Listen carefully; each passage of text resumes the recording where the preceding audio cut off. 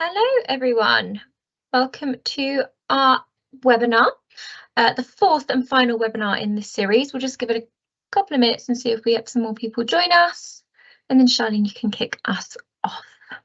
Great, thank you, Jo. Obviously I'm controlling the screen, Charlene, so just let me know as you want me to push on. Go ahead. Yeah, we'll get started. Hey, okay, well, hi everybody, and welcome to our fourth and final webinar series for 2024. 2023. This has been our frontline worker focused webinar series, so hopefully a few of you have been joining us along the way.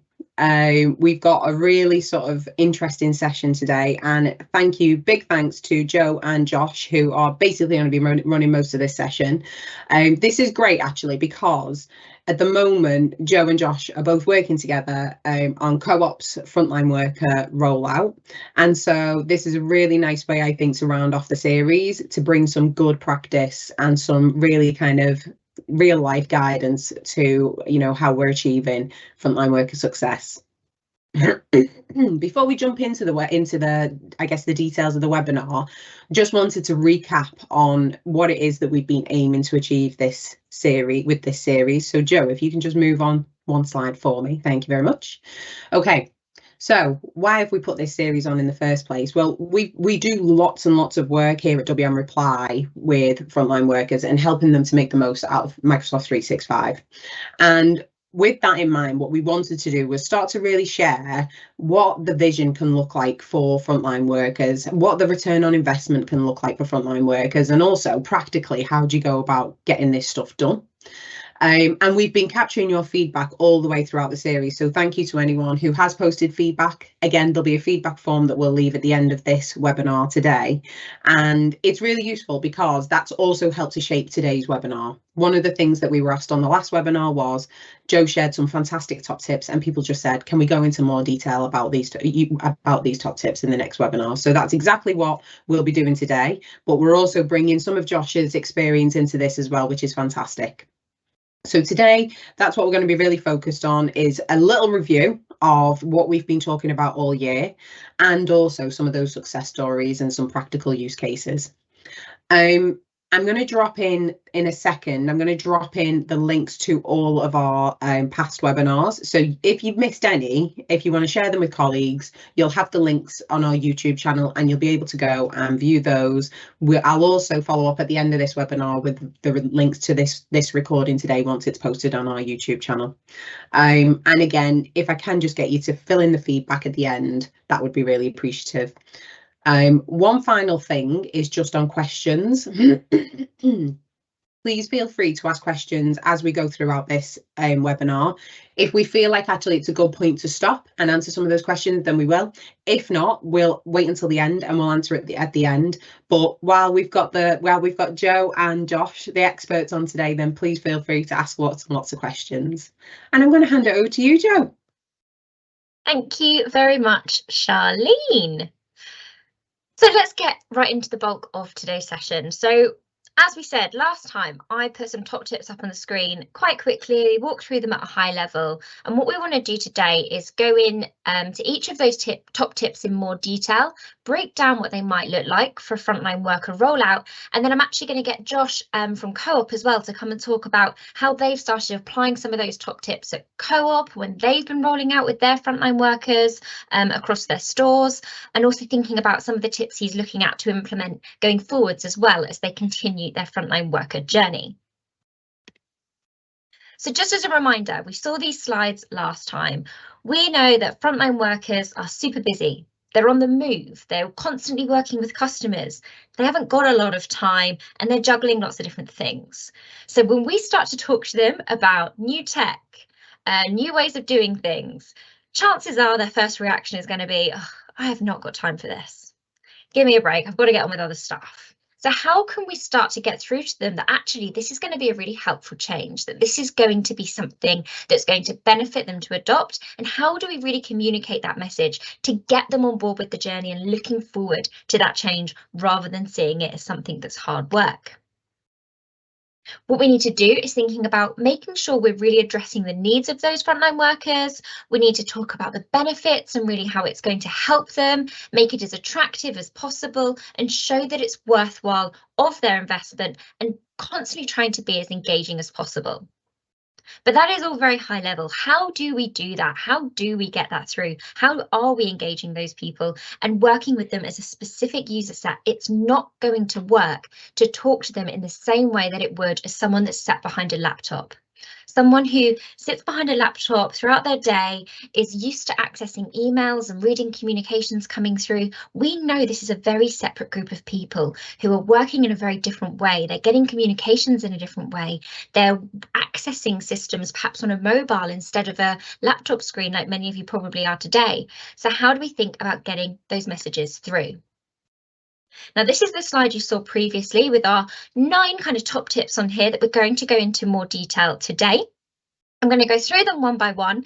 However, number 9, all about feedback, you will just constantly see me drip throughout all of our different points here. It comes into pretty much every phase, constantly getting that feedback so we can develop our approach and keep getting those kind of updates, keep making sure that we're definitely hitting the mark in terms of what they want and need as early as possible. So let's start off with point 1, and that's getting our frontline workers involved in solution design. And actually what we're talking about here is right from the word go. Let's think about our project team. Chances are they might not be frontline workers themselves. Chances are the people who are working to implement these changes are not the people who are working on a shop floor. They're not the people who are working on a depot or working with customers every day. And actually, can we confidently know that that project team do understand what those frontline workers really want and need? Perhaps not. So what we need to do is from the get-go, be getting them involved in designing the solution to make sure it really is going to reach what they need, what they want, and really kind of be as useful to them throughout our entire project as possible. So right in the discovery phase, it might be that we get out and do some one-to-one interviews, or perhaps some small group interviews where we can start to speak to people and say, tell us about what you find frustrating at the moment. What would really help you to be able to do your job better in an ideal world? What would you love to see change? That if you could change the way you work tomorrow, someone can come in and say, yep, we've worked that out for you and it's going to be much more quick and easy for you to do going forwards. So we want to directly ask those people, ask those questions to the people who it's going to impact and get that feedback early on. We could also do that in a survey format. So here we're talking about getting depth of information as well as breadth of information. So we can get out to lots of different people and get their feedback in early using that kind of survey type structure, or we can get the real depth of feedback and really understand individual use cases through those one-to-one and small group interviews there. And another thing we like to do in that discovery phase is a really nice in-depth change impact assessment. Now, this is actually some screen shares that we've got from our recent co-op project we are exactly rolling out Microsoft Teams with the frontline. What we can see here is effectively lots and lots of different opinions coming in, looking at different metrics on 2 levels. So we've got one metric where we're saying, what is the degree that this change we're rolling out actually going to look like for an end user in terms of changing their way of working? How much impact is it going to put on them to be able to go from current ways of working to in-depth ways of working? And how much change does that really require of them? And then along the other metric, we look at, okay, now what's the general culture like when it comes to change? Are people generally quite resistant? Have they thought, oh, we've tried to roll out change so many times before and it's not quite worked, so why is this going to be any different? Or are people quite open to change? They think, gosh, yeah, we've been waiting for this for ages, bring it on. And you start to look at those 2 different metrics in terms of impact and culture to start thinking, right, what challenge do we have in front of us going into this change? So we can really think about that the whole way through when we're talking about communications, when we're talking about planning, depth of communication as well, to really start to understand the picture before we even think about rolling anything out and getting our plan together. But as we move towards that planning phase, this is where we want to then keep getting that feedback from people, just getting it in that early stage isn't enough. We need to keep saying to people, okay, we heard that you said this. We've developed this tool here. Does that feel like that's going to help you? Is that the answer that you were looking for? If not, how could we improve it further and keep building on our solutions all the time? And where we can, if we can bring in some customizable elements as well, then it's really useful for us to say, okay, well, actually, you're in one role here, someone else is working in a slightly different role, and we've designed it so that this tool can work for either of you, but you can tweak things so it's going to be quick and easy for you to access and use in your own individual role. So thinking about these options the whole way through, getting those frontline workers involved in that solution design, so it really is answering the problems that they're facing. Let's move on to our second point, which is around always pilot. Now, I have been asked the question directly before by a client, do we really need to take time to do a pilot? It feels like, we know what we need, know what we want. Can we just get going with this?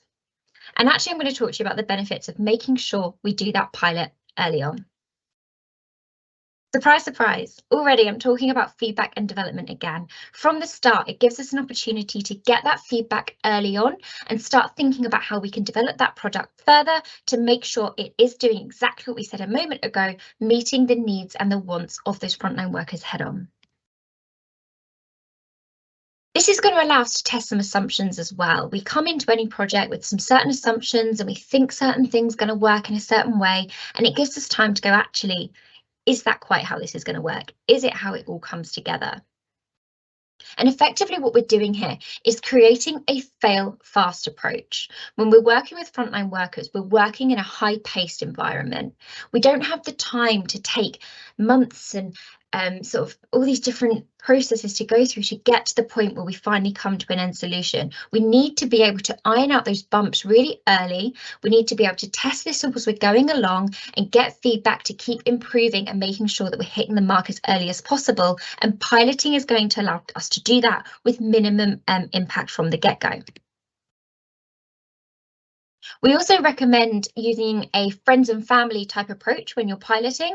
This means piloting with people that you've got that safe environment to take that fail fast approach. Working with people who you might have close relationships with, whether that's a department or particular stakeholders or a particular team, to say, you understand what we're trying to achieve here. We can work with you closely, and actually we'd love to hear that feedback from you. It's creating a safe environment to get that feedback. They fully understand the aims that you're trying to achieve here. They know what you're about and what you're trying to, how you work as a change team, and just working with them to get that feedback early on as well. Now, the other thing piloting is going to allow us to do is identify those success measures early. It helps us to start to think, okay, what is success going to look like for us? And actually, is that achievable as well? Sometimes earlier in the project, we've got really high expectations of what we want to achieve and by what deadline. And it might be that actually piloting goes, yeah, we will get there, but it's going to take X, Y, Z steps to get there.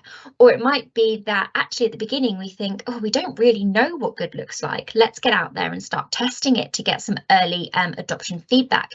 And actually that's something Josh is going to talk to us about shortly. It's something they've done at Co-op recently, where they've used their pilot to identify some benchmark success measures so that they can understand what they're aiming towards as they roll out with the rest of the organisation. It's also an opportunity to get key stakeholders on board early. We know that when we've got key leadership positions driving our adoption from top down, it can really help get people on board. It can help to work with some of those resistors early on. And so the earlier we can get some key stakeholders to say, yeah, I see this, I back it, I'm going to help you drive this, the better. Very similar point there. And ultimately, it's all about us being able to evidence and test our return on investment as early as possible, perhaps before we have to take the full plunge into that full investment. It's creating that safe space to test this out early on as well. And I'm going to point out that is a pilot in the middle, not a police officer, as Charlene thought before.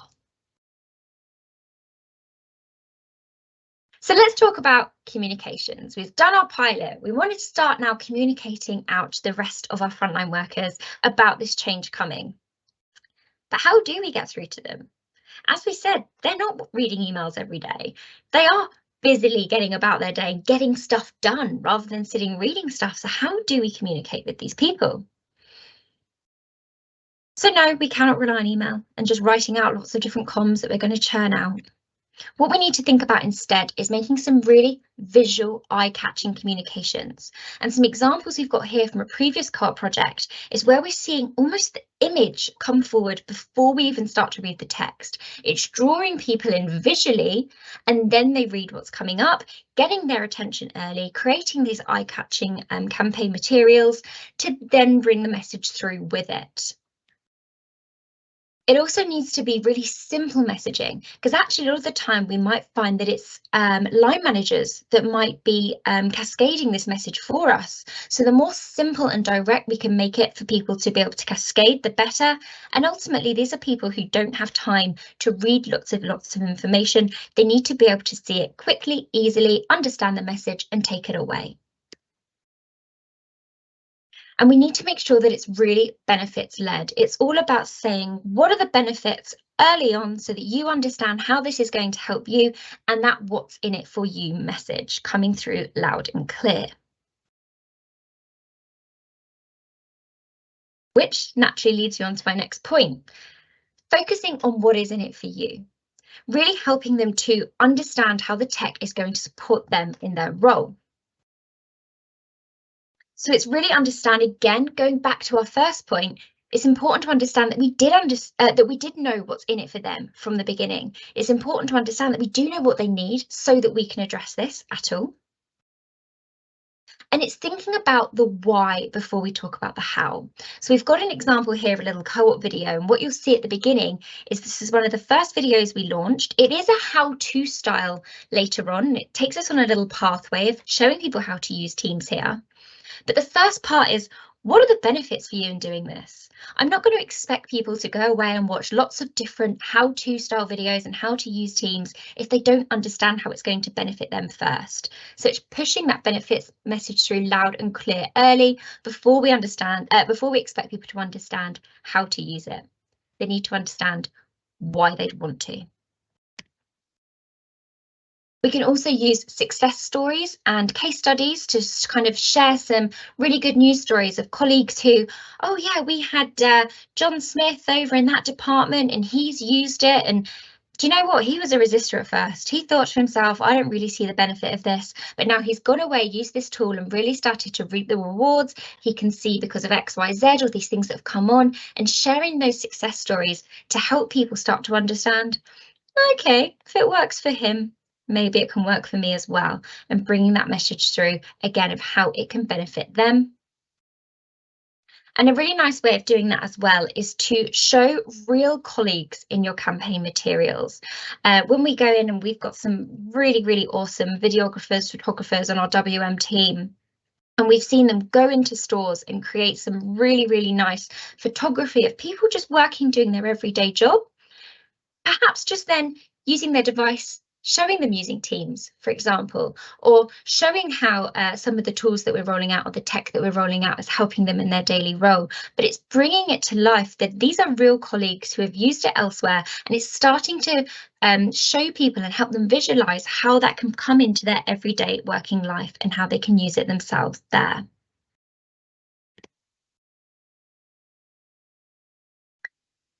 Point 5. Building and using champions networks. Now, we've talked about champions lots of times before, and we talk about champions over and over again, particularly when it comes to frontline workers. The idea of having really great champions groups is, yes, we want to have leadership helping us push things top down, but it's all about having peer-to-peer learning as well. Having someone who's easy to access and working alongside you and say, actually, you know what, I tried this out and it's not so bad. I'd recommend you give it a little go. And that can be very, very influential in itself when it comes to adoption. So we want to think about having a different range of roles and levels of seniority when we're talking about champions. It's no good us having champions all from the same department, or who all work the same shifts, or who are all from the same kind of level in the business, because actually that doesn't relate for people. We need to have people that can relate at different levels, who might use these tools for slightly different purposes, so that when they speak to their peers, they can understand exactly how it can benefit them because they've got a similar role to the other person they're speaking to.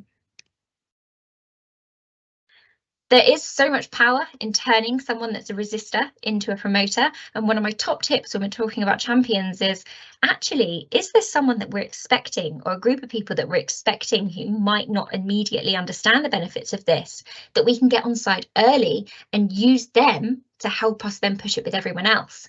Because we're already dealing with the barrier of a potential group of resistors early on and getting them on board, reducing any noise potentially coming from them down the line.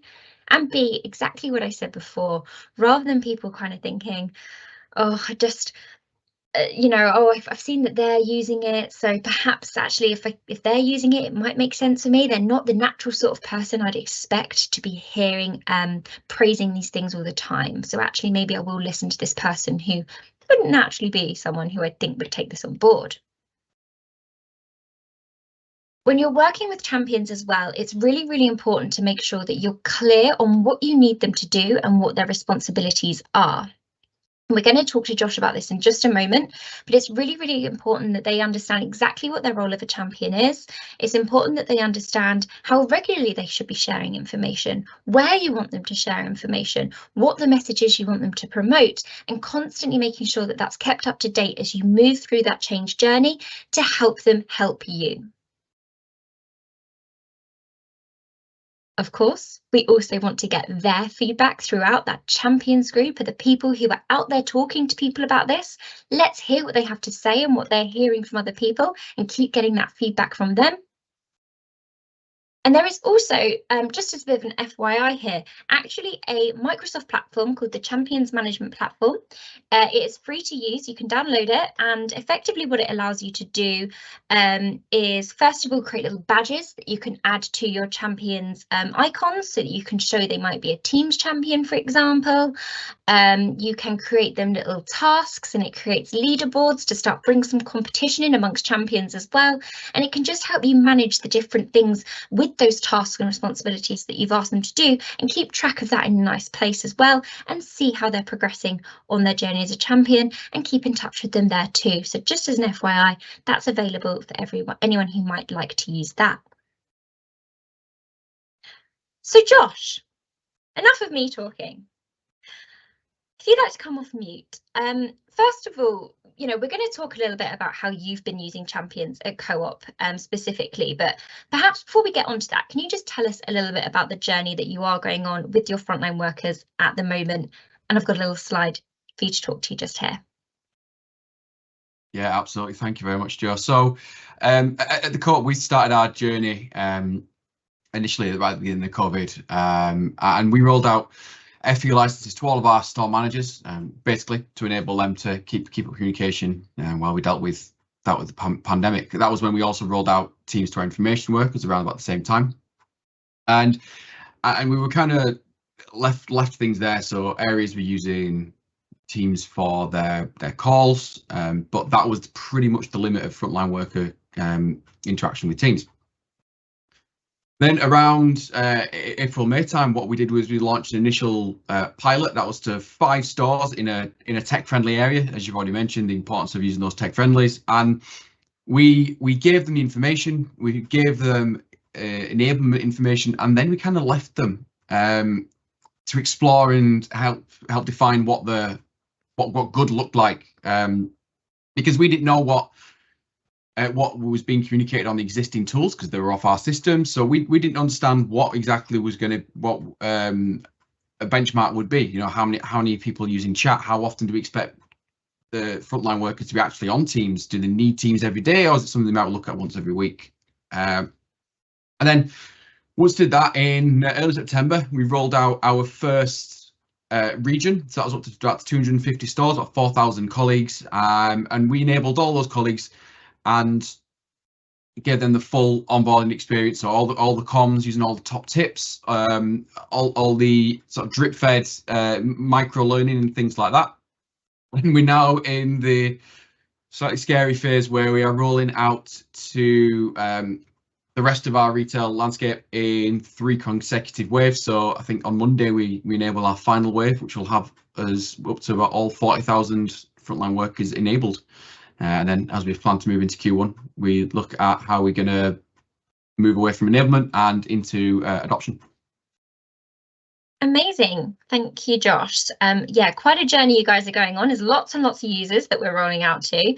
So perhaps, you know, you can just tell us a bit around how are you using your champions, or as you call them, change coaches at Co-op, to really support you throughout this rollout? Yeah, absolutely. So the great thing we've got in our frontline workers already are enabled store manager change coaches. So these are store managers, roughly 1 per sort of area. So in areas, I think about 25 to 30 stores.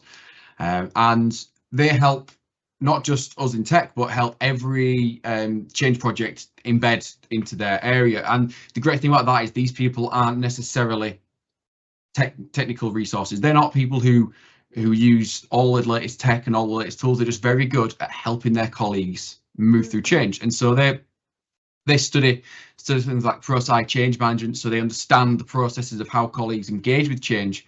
And what we're doing is we're linking those change coaches with our existing Microsoft 365 Champions network. So part of my role is to look at adoption of 365 across the entire co-op, and we've got a very well established technical 365 community who help their areas with all the tips and all the latest features that come through 365, and, you know, passing on the latest changes. So because we don't expect those change coaches necessarily to have all the technical information, we've linked them up with our 365 champions who can offer those more technical answers to some of the questions.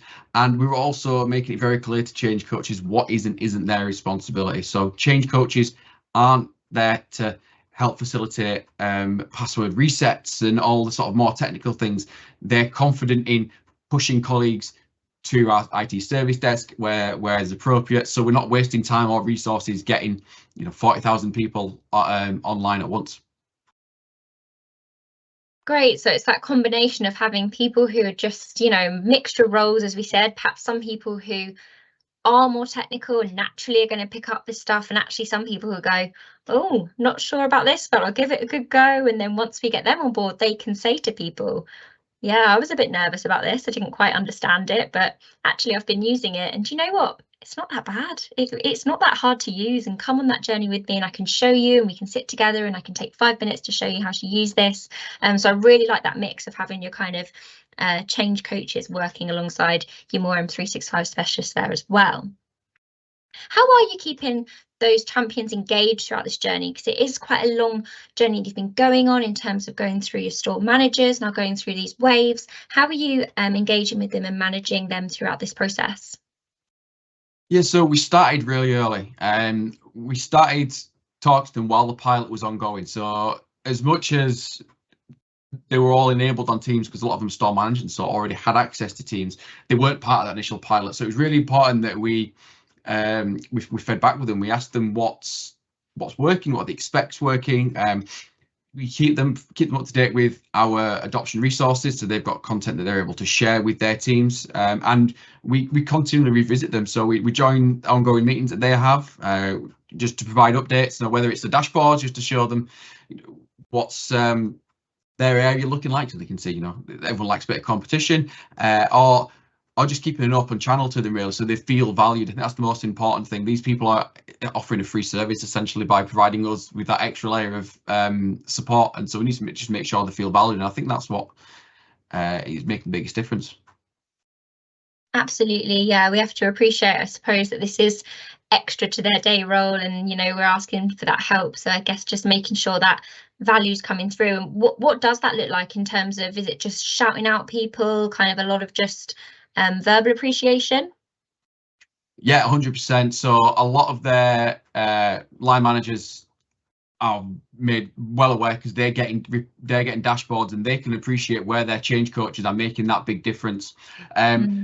The change coaches not sitting within my technical area means that I have that verbal two-way communication, calling out to their line managers where they can, you know, be properly recognised for their achievements as part of their as part of their role. But like I said, the biggest thing for us is when the latest stats come through, you can see where their areas leaping up ahead of some of those areas where maybe the change coaches aren't as well engaged, or they've got a more geographically distributed area. All those other things that can affect adoption. Yeah, so you've mentioned these stats and these dashboards a couple of times now, and I know you've shared some screenshots with me, so I'll just pull that up here. Can you talk through this quite impressive Power BI dashboard that you've created to help you monitor adoption across the kind of multiple stores, different user groups? Tell us a little bit more about that, if you would, please.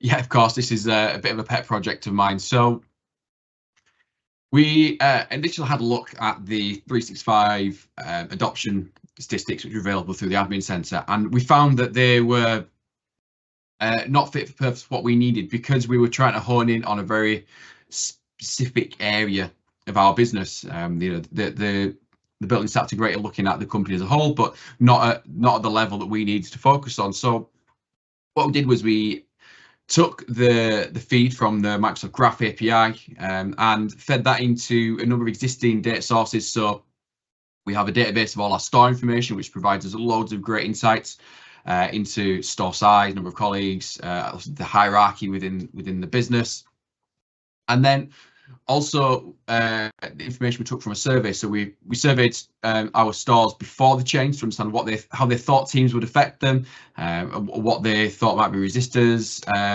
all those key points that you've already mentioned, actually. And we've integrated that into here, so we can really get insight and pivot around with those bits of information that we maybe otherwise wouldn't have access to.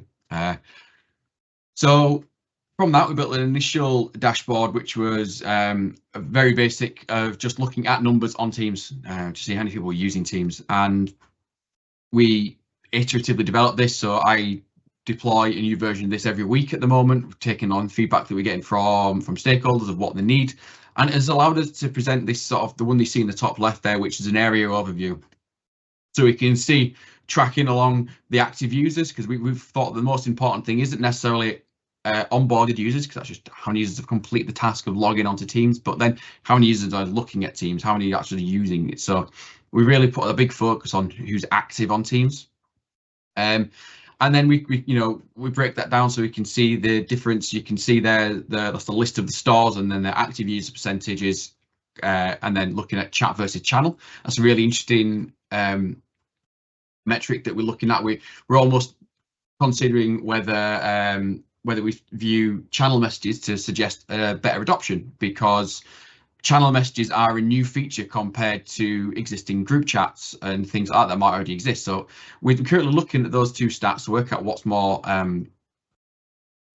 valuable from that perspective. And then we moved into breaking it down by role, so you can see, understand that right there. There's a real differentiation about halfway through September, where we enabled that first wave. So the first half of the graph shows us the adoption for our trial store. And this is showing us how many active users we had in those 5 trial stores. And what that's given us there is a very basic benchmark. So we can see by role what we saw from those 5 stores where we left them alone. So with no intervention, what usage was there on Teams. And that's given us a really great benchmark. So we can say straight away that we've got CTMs, so there are customer team members on the ground. Their usage is roughly akin to what we had for the trial stores, but we could see the team leaders, who are on the ground management effectively, are almost double the usage that we got in the trial. And that's exactly what we wanted to see. We want to see that team leader one keep going up, because they're the ones who are negotiating that day-to-day operational management. And then of course store managers up there approaching 100%, which is what we'd ideally like to see. And then I can't see on my screen very well what other 2 graphs I've put in there at the bottom, but I think one of them is suggesting on the right hand side, that looks like the areas. So adding that layer of competition in, because everyone likes a bit of friendly competition, so we can track the areas and whose areas doing better. And I will take a bit of credit. That light blue line you can see that shoots up and goes up to the top is following an intervention that I had, where I attended their meeting and talked to them about the benefits of Teams directly, and then you can see they shot up there. So I'm going to take a bit of credit for that one. Nice, I love that. That's great, and well done you, I suppose. I think, are you communicating these stats back to the stores as well? Do they have visual over some of these? So are they aware of where their area is sitting in relation to other areas' adoption, for example? Yeah, so we're using the Power BI service to share that dashboard you can see on the top left. That's the main part of the information that we're currently sharing with lots of managers. So they have that live access to that dashboard and they can keep an eye on the information that comes through. We communicate the sort of positions of the areas a bit more sporadically because we're not quite at the level of, you know, pushing this on you have to do this is the competition, because we're talking about teams on personal devices, so we can't we can't enforce personal device usage. So whereas we're using it as a bit of a friendly jostle between the OMs, we're not pushing everything on that that race to the top. So very much focusing on the dashboard on the top left of what colleagues are doing and just making sure that we're moving in the right direction at the moment, more than forcing 100%. Yeah, okay. And actually, we have had a question. It might be a good time just to bring that up. There's one in the Q&A panel that says, we've had issues with our people accessing Teams in the first instance, which has impacted adoption. So where you've seen that happen, perhaps you're talking about people using their personal devices. How have you tackled that at the co-op and really helped people get onboarded with Teams? So we engaged with you at WN to help us create some small videos, GIFs that highlight the benefits of Teams to the person rather than as a piece of technology. So a lot of our things focus on, for example, where Teams allows you to reset your work-life balance. Colleagues before access on Teams were using their existing communication platforms, which meant that their work conversations were intermingled with personal conversations, and even when you're off shift, it's impossible to make those go away. You know, as much as you commute a chat, it's still going to sit there popping up and down your feed. So we really focused on the benefits that the platform can provide to the person rather than as a piece of technology, and that's really been our key selling point.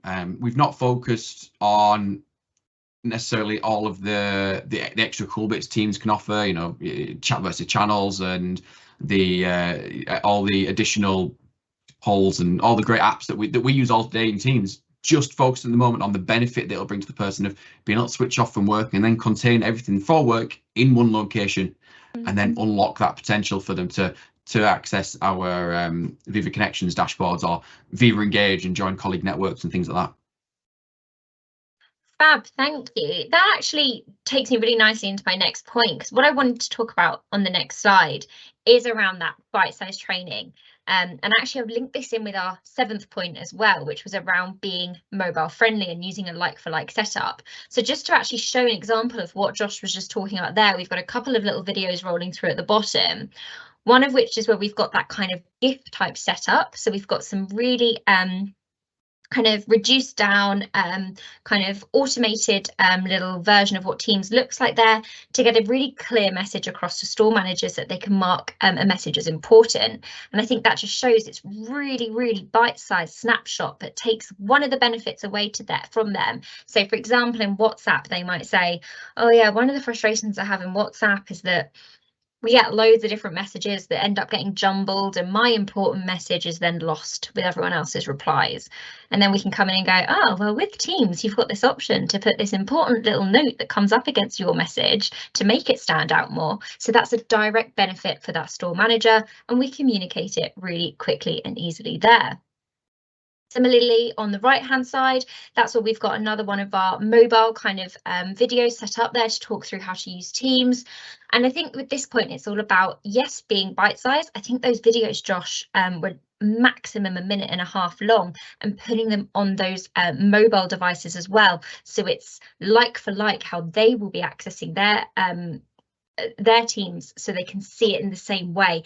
We're not trying to train them how to use Teams on their mobile by showing them Teams on a laptop, because actually it looks and feels quite different to someone who's not used to it. I'm just going to push on. I might ask you a couple of questions on this in just a second, but I think what we do see quite often actually with WM Reply when we work with clients is when rolling out with frontline workers, people think that they can just train people in the same way that they would someone sat behind a laptop.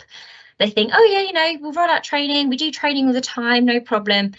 But actually, doing kind of scheduled training sessions, which is probably the go-to approach that you might take with your office worker or a support worker, someone where you say, right, we've got different sessions so you can pop in and join for half an hour and we're going to show you how to do this.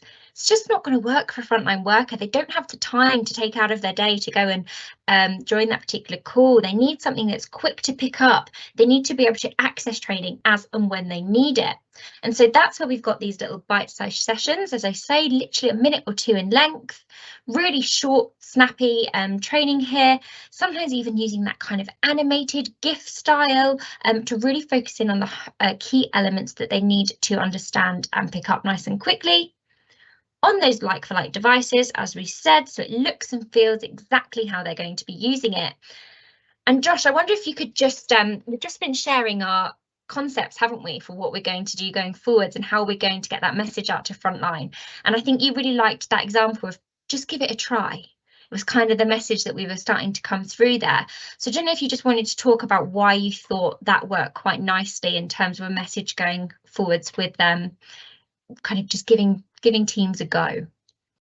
Yeah, so when we talked to our colleagues about what they need out of teams, there were a few consistent messages. There was, I need to be able to switch off, I need to be able to get a message across. But then we discovered that there's so many different permutations of how our individual styles communicate. So to me, the idea of just give it a go, it promotes exploration. It allows colleagues to try something that's really simple, and by just giving it a go, if you give it a go and then you find that, oh, that's actually quite simple, I'll have another go at the next one. I'll want to keep this going because it's that straightforward. And so we're using these very small items of learning and push them out just one a week at the moment, with access to the full resource pack if people want them. But we're just pushing out one a week so that it almost feels like it's, oh, I can do this. It's bite size. I can do this one step at a time almost. Yeah, I love that. And I think for me, it was around as well, there's no right or wrong way of doing this. Chances are you're not going to go on and think, oh gosh, I've clicked something and I've messed it all up, which is what we hear people worry about when we talk about new tech. It's like, just go and give it a go. You might surprise yourself and realise that actually it really is quite simple. If you've used, Facebook before, then you can probably use Viva Engage. If you've used WhatsApp, then you can use Teams Chat, and just try and make it as easy and simple rather than scaring people with this idea that they need to go through loads of in-depth training to be able to use this new tool. Thank you so much, Josh. I'm going to push through just a couple more slides and then we can open up for some questions, which I'm sure there'll be some for you shortly. So talking about training there, let's just look a little bit at our last top tip before we answer those questions. So one thing we talk about a lot is gamifying that adoption experience and the adoption journey. It's all about how can we make this engaging for people by creating that kind of fun and competition. Josh, you said that about the different areas across co-op and kind of saying to them, oh, these guys are doing this, can you beat that? And starting to bring in an element where people go, oh yeah, okay, this is a bit of fun, or oh, I want to show that I can do this better than other people. And think about different ways of bringing that in. We have in the past had examples where we've done things like we've had QR codes that people might scan and collect different little bits of information as they go along. We've had sort of like a catchphrase type board where little pictures of little elements of the picture pop up and it creates this overall kind of picture at the end, and it just starts to make it a bit of fun as you go along and start to go through this journey. And actually, a very topical one that I'm going to bring up at the moment is our brand new advent calendar. Now, this is available on our Accelerator store, but actually it is completely free for someone to go away and use now. You can download this and effectively just add it into a SharePoint page, for example, as a new web part. There are a few extra elements, which if you're an Accelerator customer and you're part of our paid premium service, there are some extra elements there, but in its core sense, this is free to use today. I've got a little demo that we can click through. Effectively, it's just opening up a door, and from those pop-outs, you could create links off to places. You could have a little video that comes through here, these images that we can see popping up. So it might be that you're counting down to a launch event, for example, because what this can be used for is it doesn't have to be Christmas related at all. It's just topical right now to talk about it in a Christmas sense, but you could completely rebrand this. So instead of it being a Christmas countdown, it's a countdown to launch. It could be that it's I don't know, top tips, like 10 days of top tips, and you go through 10 days where each day you get different tips coming through, but it's just gamifying it, creating a little bit of fun where you can open up these doors, you can put different controls on as to what days you can open what doors, etc., and completely control the contents behind it. And because we're talking about frontline workers specifically, and we know that majority of the time that's going to be on a mobile device, it is completely mobile friendly as well. So just an example of how we can bring some fun in some of these communications, how we can link off to things and create a bit of fun along the way, rather than it just having to be rolled out in your kind of typical store manager cascade or message coming through on a platform or an article. Let's think about how we can be fun with this throughout the process as well. If anyone is interested in using our Advent Calendar app, then let us know and we can just drop a link for you straight away to the place where you can go and download it. So I think that was pretty much bang on time. I was hoping to get done by about 1:45. That is our 8 or 9 with feedback drip throughout top tips for rolling out technology with frontline workers. Thank you so much for joining and for listening. I have got a QR code there that links off to our other videos that we've recorded from this series before, as well as lots of other content. I know Charlene's linked to them as well. And please do reach out if you ever kind of want to talk to any of us in more detail, if you've got some ideas, if you'd like to discuss any potential opportunities coming up, then let us know. We're always happy to share our knowledge. Otherwise, let's go over to a little bit of a Q&A and see if we've had any new questions come through, and I'll see who I think the best person might be to answer them. So I'm just getting the panel up. Thank you. Charlene has posted a link through to the Advent Calendar for anyone that's interested. Let's have a look. So some questions here. Let's start with, we asked Josh the one around adoption. Let's talk about the collaboration between WM, Reply and Co-op, Josh, if you wouldn't mind. It'd be interesting to hear your take on it, actually. What does collaboration between us and you look like in terms of when we work together on these projects? How does it feel to work with WM Reply rolling out your teams right now? You've got to say positive things because we're here. Yeah, I was thinking that. Yeah, so that's a tough one. No, it's not. It's really straightforward. It makes things for us. It takes away a lot of that hard work for developing the adoption resources, because as much as we know our business, we know our colleagues. You know, WM have got the experience of doing this for multiple colleagues in multiple industries. So we're able to draw on that extra depth of understanding. We're currently, as you've already mentioned, we're developing our Q1 adoption plan and doing the sort of concept. So we had a great review on Monday where we went through 3 potential concept ideas. It's over to us now to decide what we like. As you probably didn't want to hear, it wasn't a clear answer. We wanted a mix of all of them. So but we know that we can just provide that feedback and they'll go away and you'll customize whatever it is that we've come up with to help us, and deliver that content that we need, really, because I'm an adoption specialist. We've got our technical engineers on board, but we haven't necessarily got the creative graphic designers and things like that to help do that stuff for us. So it's really useful. Yeah, that is one thing which I always say. I just think is we do such a good job of at WM. Our design and creative team are brilliant. They just come up with things at such speed as well, where there's just these really creative ideas where you think, oh, this isn't necessarily the most fun thing to talk about. How are we going to make these comms come through, like we're saying, in a way that's engaging and really speaks to people? And then Elliot or Emily will go off and create something and come back and go, oh, here's a really nice visual thing all around this, and it's going to help us push that message, and this can be tweaked to work exactly how you want it to at Co-op, and we can add photography, etc. And suddenly it starts to kind of bring that full campaign together to really just start to pull those messages through.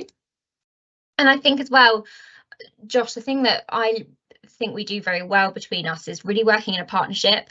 So, you know, I feel like it's very clear on who's doing what in terms of roles and responsibilities. But we've been working with you at Co-op for a long time now. We've done lots of different work with you. This is another project we're picking up. But I think it's all about kind of, we do understand your business now from having worked with you for such a long time. Yes, we absolutely still ask you questions to help fill in the blanks and the details, but I think it's working together over a course of time where we really start to go, okay, now we can really understand how we need to target your colleagues specifically. And yes, we've done this with other colleagues, other clients before, and we understand how it worked for them, but you can then bring in that kind of specific information about yours, so it's not just off the shelf stuff we're delivering here. It really is what's going to really land well at Co-op and with your particular frontline worker roles.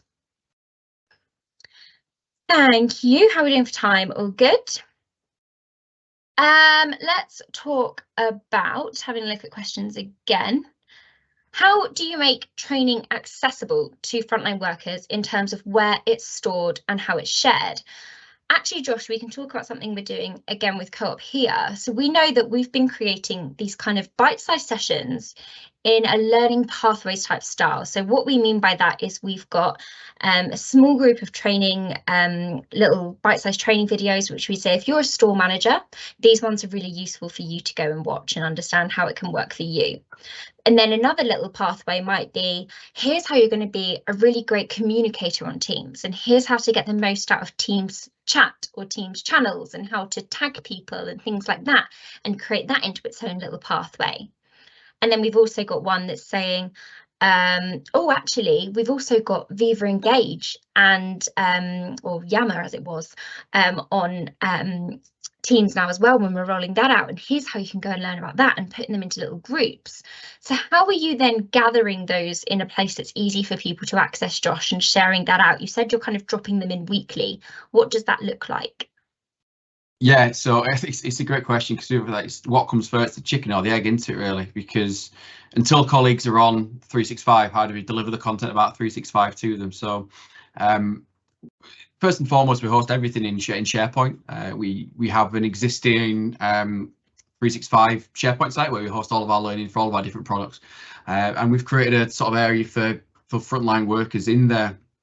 We're using a combination of delivery methods. So for our very first piece of content, which was an onboarding video on how to technically get onto Teams, we sent out via an unlisted YouTube video, so that we know that colleagues can watch that before they get online. And then once they're online, we're using Microsoft's Company Communicator. So we've installed Company Communicator as a bot into all of their store teams. So the store team sites all have that installed.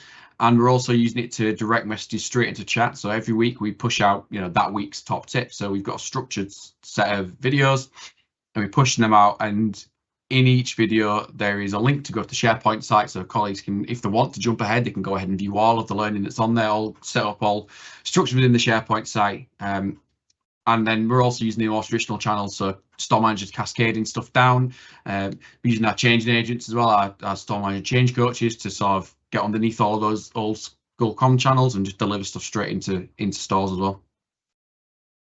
Great. And is that somewhere where you'd use that champions group as well, or your change coach group as well, to help kind of ask them to push key training out and talk to store managers in their areas, perhaps? Is that another route that you might take? Yeah, absolutely. So we know our change coaches have a monthly session with their full areas, and they've got a weekly session with their direct reports as well. So we're using that as an opportunity to reinforce when the message goes out. Did you see what went out last week? Or here's what's coming up. And then again, always reinforce that link to the SharePoint site, so colleagues don't have to see that individual piece of communication and then feel like they've missed out, because it's all hosted in one location on SharePoint. Amazing. Yeah, no, that sounds great. I think it's one of those difficult things. We were talking about this, weren't we, where you potentially had a lot of people on WhatsApp and you think, well, the easiest way to get through to people is to actually WhatsApp them, but we don't want to be encouraging that. So let's think about other ways to get through. So yeah, exactly what you were saying by that chicken and egg kind of situation there a little bit. Maybe we have time for just one more question. Let's look at this one, which says, How do you manage frontline workers who work different shift patterns to the normal 9 to 5? Josh, happy if you want to add to anything I say here, but I think for me, part of this comes down to when we were talking about champions again. We're going to keep referring to champions as we always do, but I think we said about having different roles and we said about having different levels of seniority. We need to consider people being on different shifts as well when it comes to frontline. Actually, do we have a range of champions that people can be crossing paths with them and able to have that time with a champion who they can sit with and explain to them how it's going to help them, or quickly show them how they do log on, for example, when getting that first access to Teams. So I think a big part of that for me would sit with them. Is there anything else that you'd consider with around kind of managing different shifts there, Josh? Yeah, so I mean, if we're talking about enablement, which is the sort of thing we've been looking at the moment, it is been about just providing time, because like you say, you can have people all levels scattered all over the business, but there's going to be a situation where a colleague may be on a pattern of night shifts and you won't see them for 2 weeks, and that's, you know, accepting that that's going to be okay, and that you shouldn't expect everyone to be onboarded at the same time. So using that to get to that initial enablement phase, and then we focus on channel posts, because channels we're treating them like digital notice boards, so that information can be accessed at a time that's suitable to them. And that's one of the big things that we're pushing out as well, is making it acceptable that 9 to 5 isn't the only way people work. I think that's one of the big things as well to keep an eye on. Yeah, I love that, the idea of a channel being like a digital notice board. What you maybe traditionally pinned up in the back back of the store, actually can we have that on Teams so people can access it wherever they are when they happen to log on and look at their work stuff. Josh, a massive thank you for joining us. Thank you so much for giving your insight. Everyone else, thank you so much for listening and joining as well. Please do reach out if you have any questions or want to speak to us about anything. But otherwise, I think we will wrap things up there. Thank you, everyone, and take care.